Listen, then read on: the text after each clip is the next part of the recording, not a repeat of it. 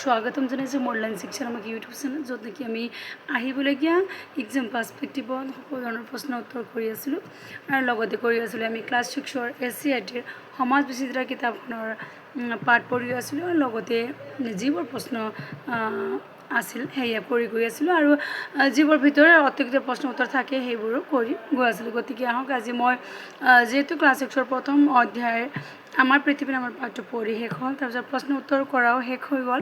তাৰপিছত ভিতৰত যিবোৰ প্ৰশ্ন আছে সেইবোৰ মই কৰি আছোঁ বা লৈ আহিছোঁ। তেনেহ'লে আহক আজি মই ভিতৰত অতিৰিক্ত প্ৰশ্ন উত্তৰ লৈ আহিছোঁ। তেনেহ'লে ষ্টাৰ্ট কৰোঁ আজিৰ ক্লাছটো।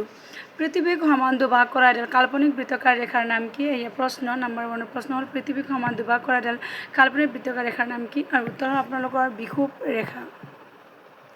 নম্বৰ 2 আছে আপোনালোকৰ দৈৰ্ঘ্য ৰেখা কৌণিক মান বা জোখক কি হিচাপে প্ৰকাশ কৰা হয়? ডিগ্ৰী হিচাপে প্ৰকাশ কৰা হয়। নম্বৰ 3 প্ৰশ্ন হ'ল নাছা সংস্থা কোন দেশৰ সংস্থা হয়? নাছা সংস্থাটো যে আমি নাছা সংস্থাটো অৰ্গেনাইজেশ্যন যে নেকি আমি শুনিবলৈ পাওঁ, কিন্তু এয়া নাছা সংস্থাটো কোন দেশৰ হয়? এয়া প্ৰশ্ন আৰু উত্তৰ হ'ল আপোনালোকৰ আমেৰিকা। নাছা সংস্থাটো হ'ল আমেৰিকাৰ সংস্থা। পৃথিৱীক এটা বাৰ্ষিক গতি সম্পূৰ্ণ কৰিবলৈ কিমান সময় লাগে? Next question.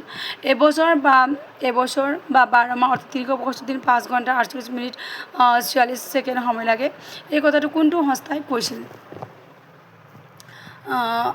আচ্ছা, ইয়াত দুটা কুৱেশ্যন একেলগে সমাহিত হৈছে। চাওক পৃথিৱীত এটা বাৰ্ষিক সম্পূৰ্ণ কৰিব এবছৰ 12 মাহ 365 দিন 5 ঘণ্টা 48 মিনিট 46 ছেকেণ্ড সময় লাগে। আৰু এই কথাটো লগতে এই কথাটো কোনো সংস্থাই কৈছিল? এয়া প্ৰশ্ন।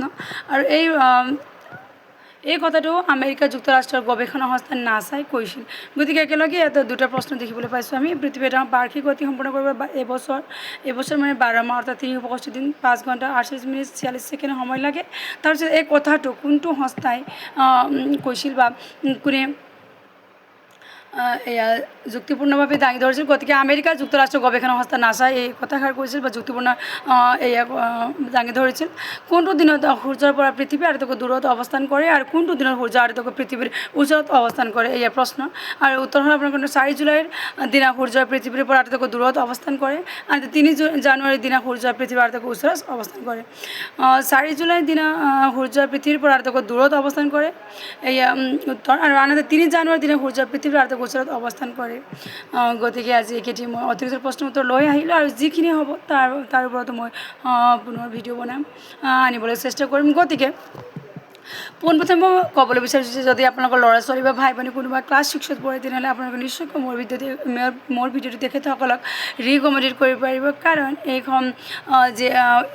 এইখন ভিডিঅ'ত বা মোৰ চেনেলত মই ক্লাছ 6ৰ SCERTৰ সমাজ বিচিত্ৰ কিতাপখন কভাৰ কৰিবলৈ গৈ আছোঁ। লগতে যিখিনি প্ৰশ্ন উত্তৰ থাকে সেইবোৰো কৰি গৈ আছোঁ আৰু ভিতৰৰ প্ৰশ্ন উত্তৰ অতিৰিক্ত প্ৰশ্ন উত্তৰ যি নেকি সেয়াও কৰি গৈ আছোঁ। গতিকে নিশ্চয়কৈ তেখেতসকলে আপোনালোকে মোৰ ভিডিঅ'টো ৰিকমেণ্ড কৰিব পাৰিব। লগতে এয়া কেৱল ক্লাছ 6ৰ ষ্টুডেণ্টৰ কাৰণে নহয়, অসম কম্পিটিটিভ এক্সামত বহা সকলো ধৰণৰ ষ্টুডেণ্টৰ কাৰণে মোৰ ভিডিঅ'টো বা মোৰ ক্লাছটো ইম্পৰ্টেণ্ট হ'বলৈ গৈ আছে, কাৰণ মেইন বুকৰ পৰাই কম্পিটিটিভ এক্সামত প্ৰশ্ন আহি থকা দেখা যায় আৰু বেছিক নলেজ আমাৰ কাৰণে খুবেই প্ৰয়োজনীয় আৰু ইয়াৰ পৰা প্ৰশ্ন আপোনালোকৰ হয়। গতিকে সকলো ধৰণৰ ষ্টুডেণ্টৰ কাৰণে মোৰ ভিডিঅ'টো ইম্পৰ্টেণ্ট হয়। গতিকে আজিলৈ আহোঁ, ধন্যবাদ সকলোকে।